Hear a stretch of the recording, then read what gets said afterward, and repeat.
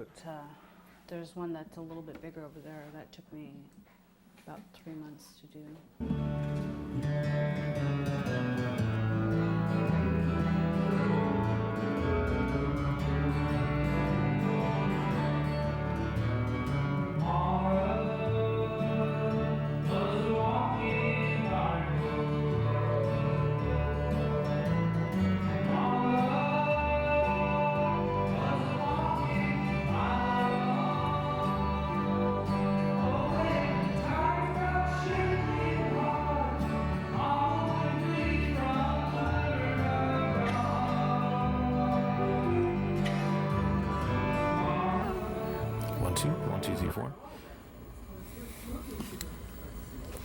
This is the lavalier mic on channel number 2. This is the stick mic on channel number 1. Today is Monday, December 6th, 2004.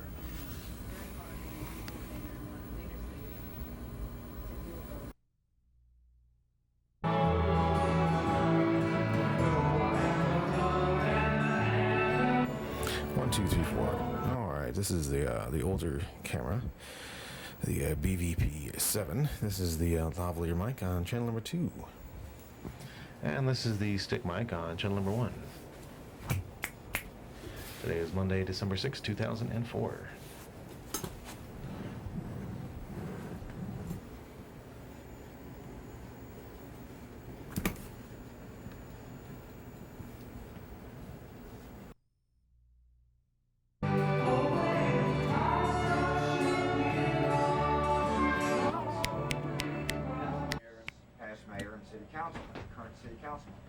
He's still arguing with me all the way to the house. This is going to be terrible for us. So we get to his house. He says, well, here, I'll show you. He goes to the so here's our revenues. You know, here we get this little bit from cable, and we get this little bit from grants. And look, here is a letter right here. 1, 2, 1, 2, 3, 4. 1, 2, 1, 2. I said, well, okay. That's nice. That's one side. That's the revenue. Questions or what? Yeah. How's this going to work? Okay. First of all, just say your name and spell it so I make sure I get that correctly. Okay, Tom Bolen, B-O-L-E-N.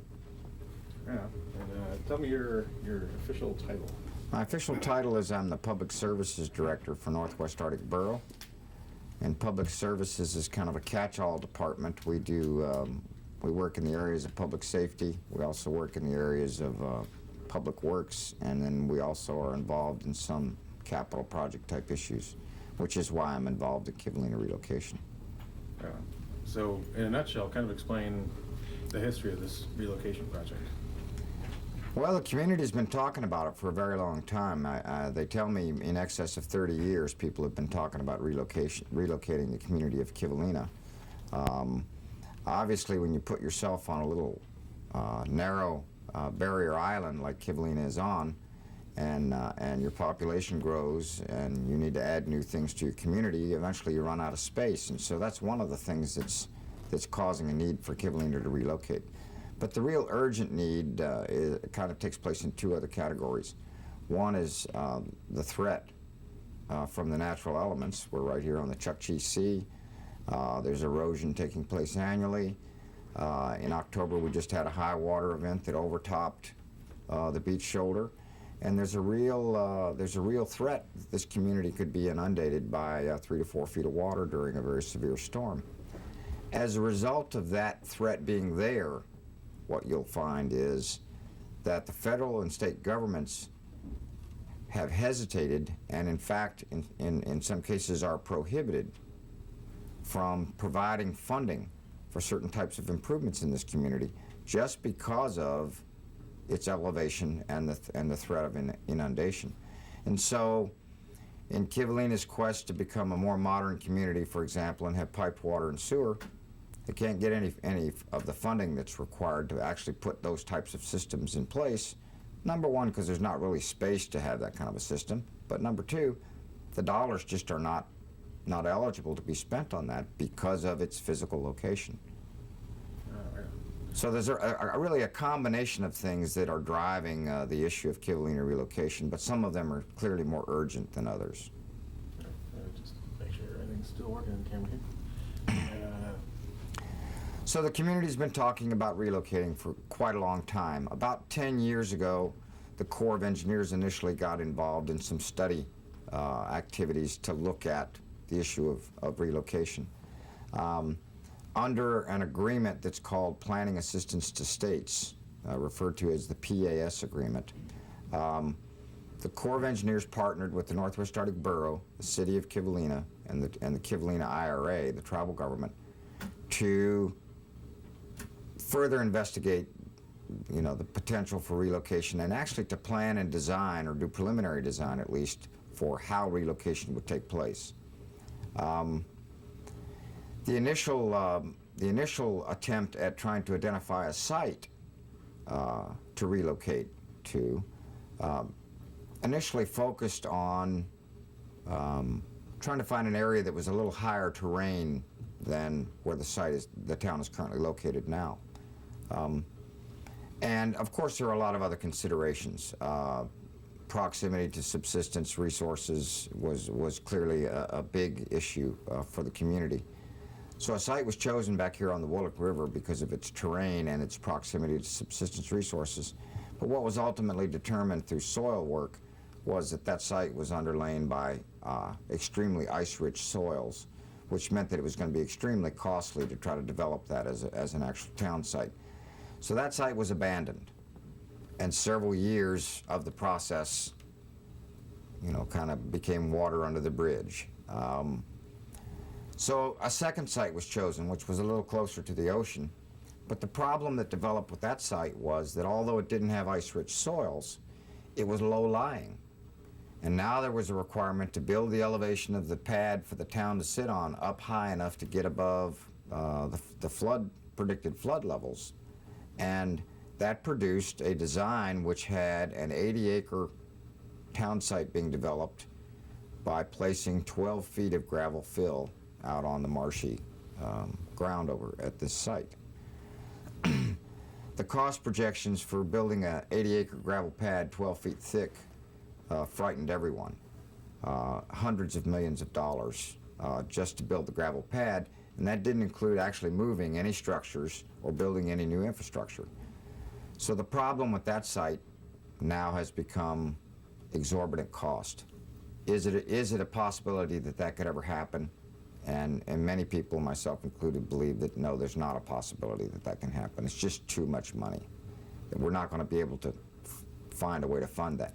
Particularly in light of the fact that the federal government has actually identified 3 other communities that are in imminent danger from flooding and erosion.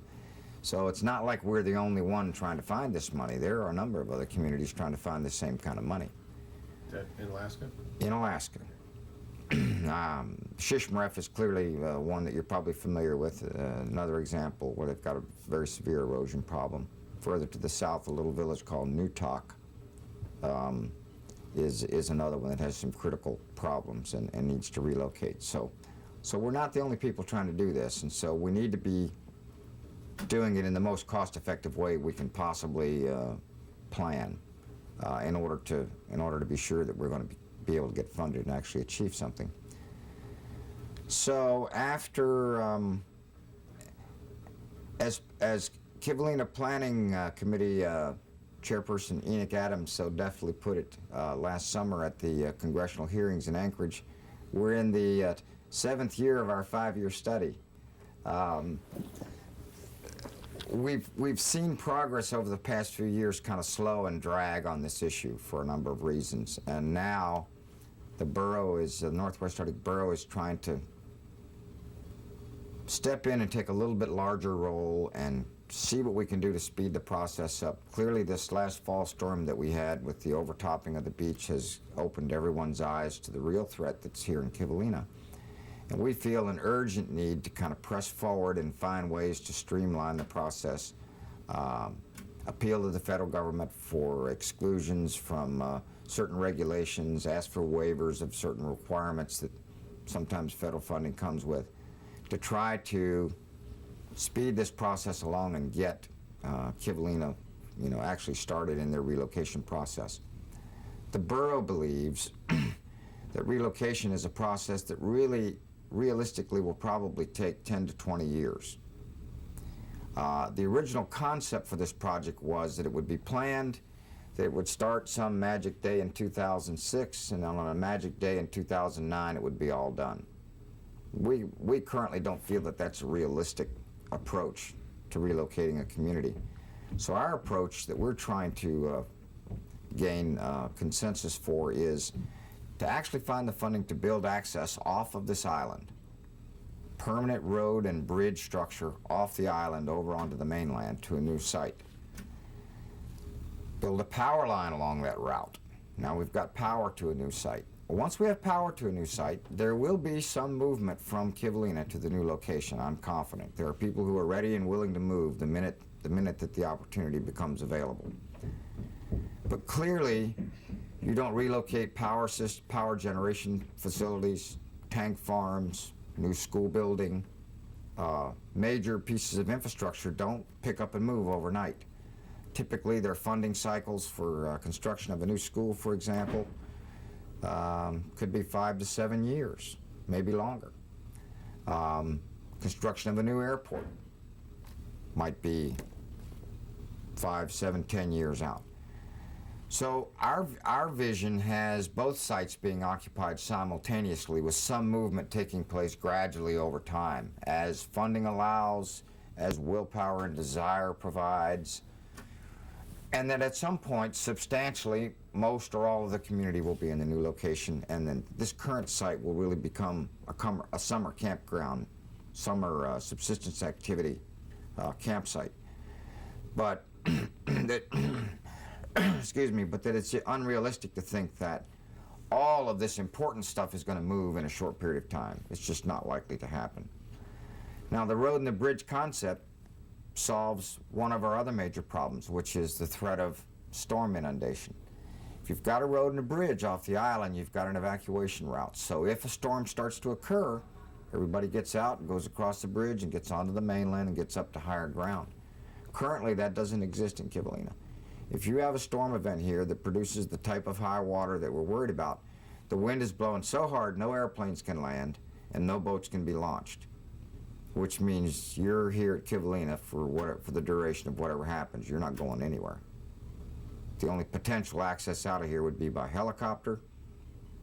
Helicopters fly in some pretty extreme conditions, but they also haul relatively few people at a time, and so you're talking about, mobilizing helicopters from Nome, Alaska to Kivalina and then ferrying people, you're talking about a real extended period of time to pull something like that off. So,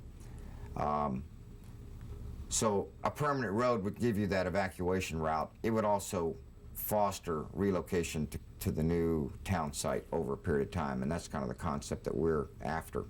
Now, we've proposed this to Senator Stevens, and we've suggested to him that the initial investment that would be needed might be in the vicinity of $30 million.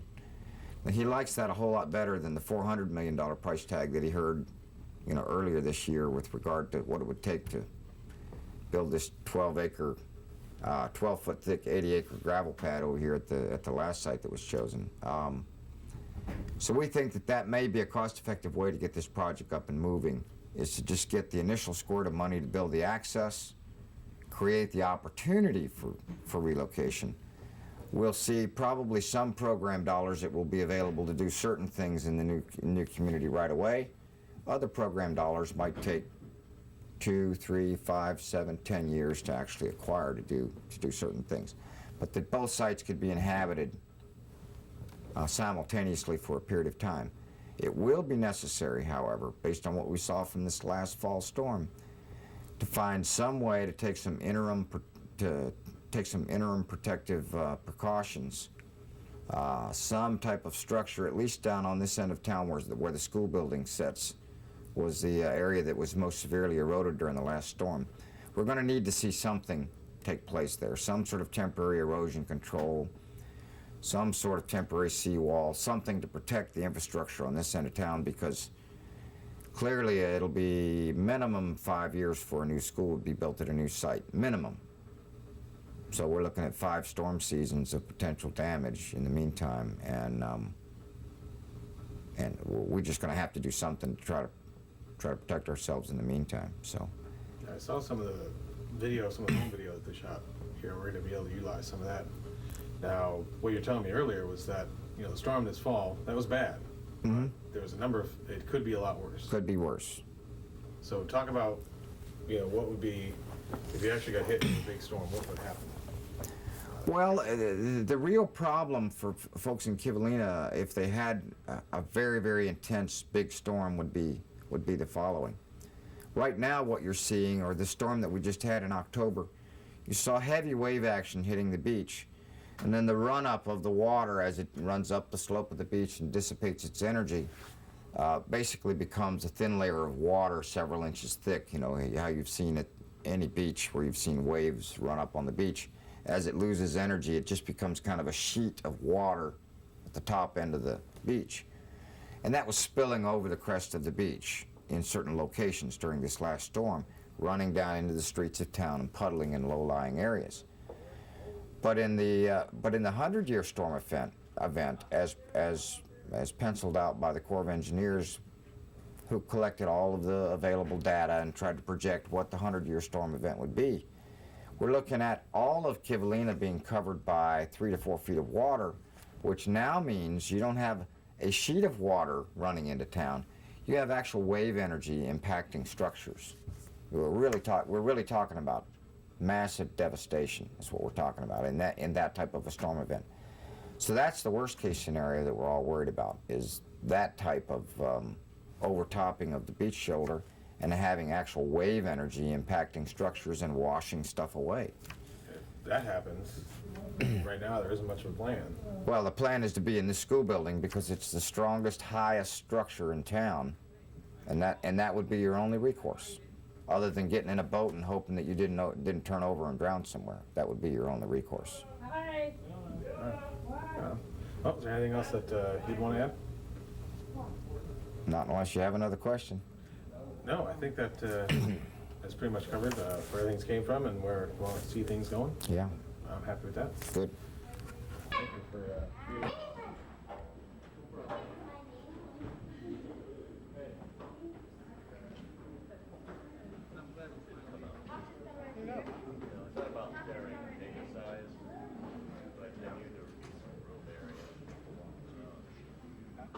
schedule, I forgot to print. There's about 5 or 6 copies out here, but it doesn't make. Throw it up there.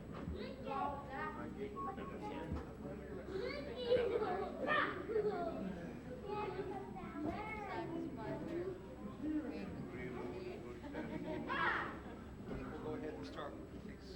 Okay. What we're talking about, I have those thrown up. There's 5. Yeah, they're here.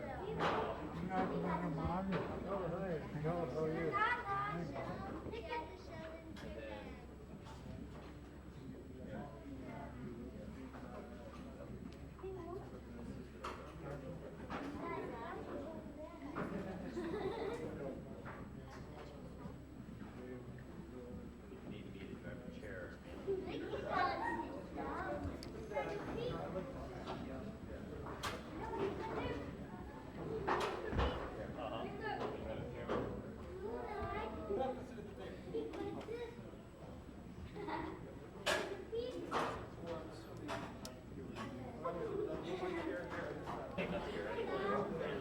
After introducing you, I'm sitting down there.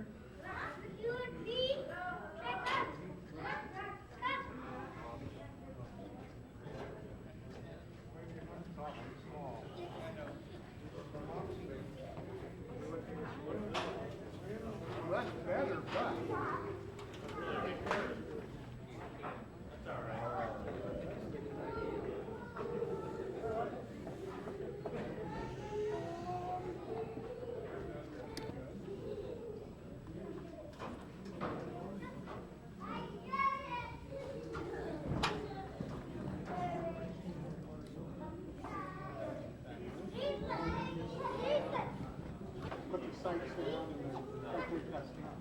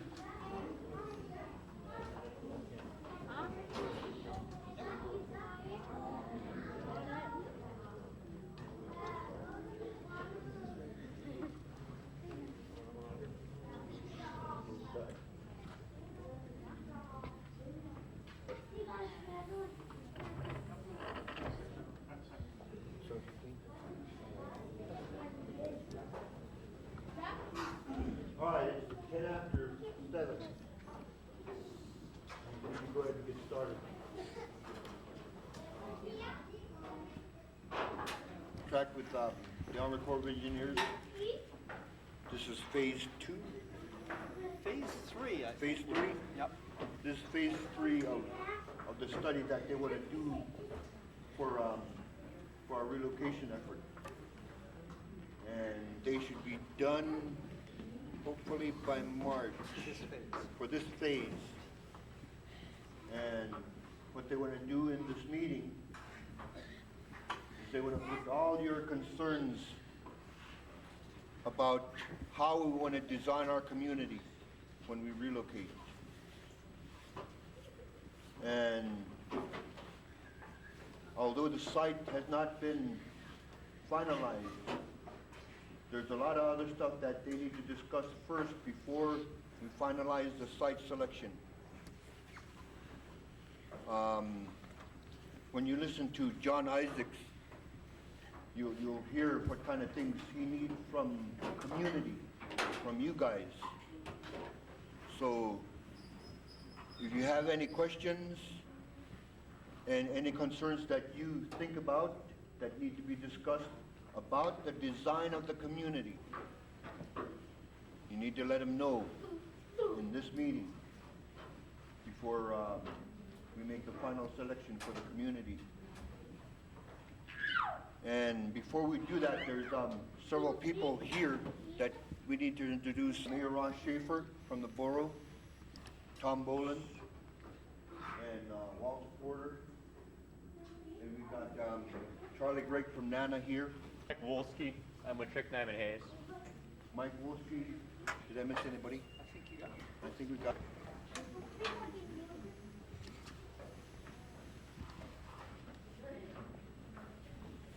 So one part of this current phase is to look at what are the steps of relocating the community, and then look at how long that's going to take. The second part, which is going to be an important part tonight, is looking at and comparing some of the potential sites. While we know the community has passed a resolution on picking Kinnick-Turrick as a site, the Corps of Engineers and people who are going to fund the location require that you take a close look at different alternatives for moving. And part of this is to make sure that you as the community have information on all the different sites, so you can look at the choice of where you want to go and make sure it's the right choice. So we're going to spend a lot of time today talking about what are some of the things you want to look at for a good village site, and how do these different sites compare?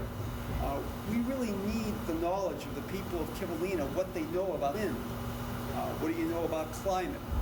Are they a good site to be at for subsistence? We need to hear those things, because part of our job is to gather information about these different sites and then put it in location. And things have changed over the past 4 or 5 years.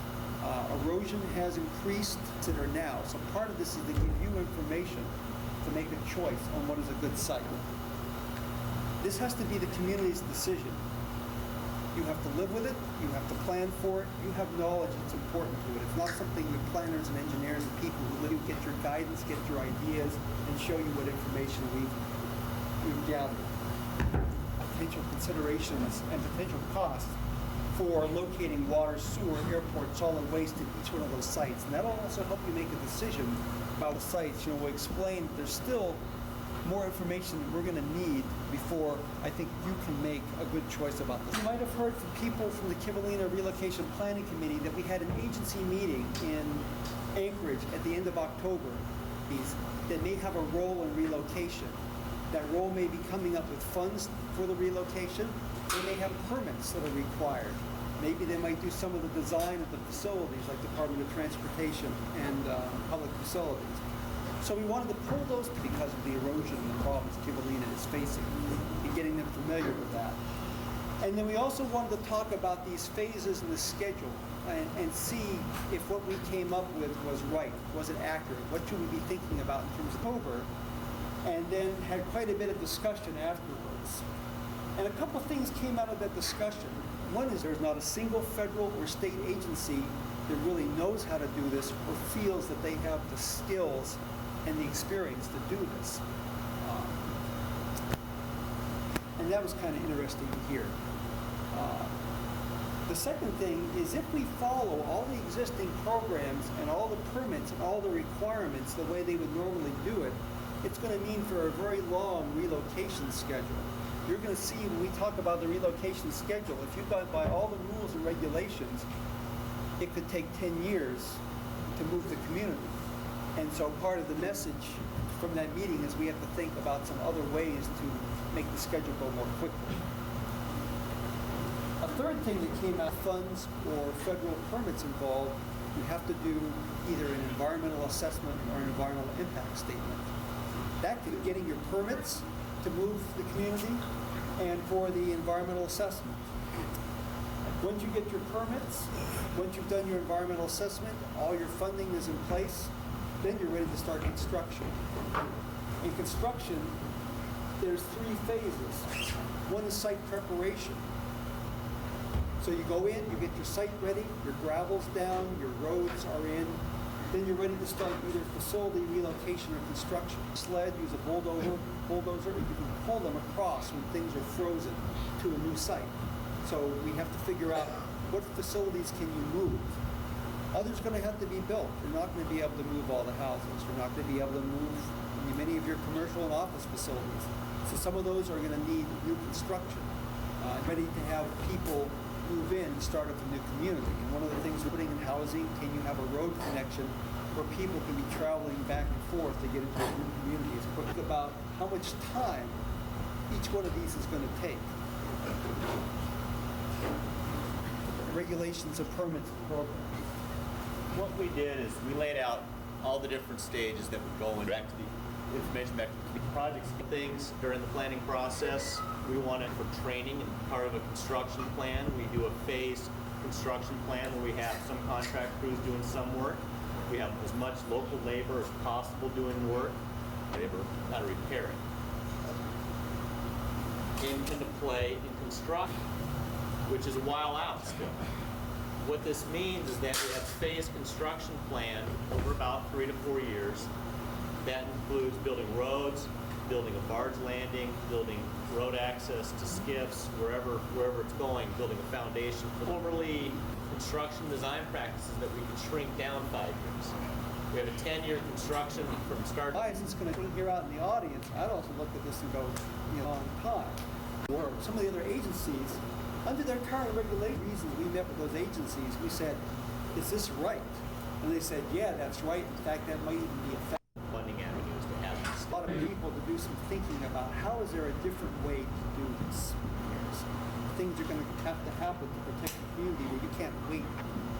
Emergency authorization to bypass some of, can you find, so is there a way with the borough or somebody else taking over the funding that might allow some of this to be done? To pray for these pastors. It's hard sometimes to serve the Lord. We need to be praying for them. Let's pray for one another too. That report?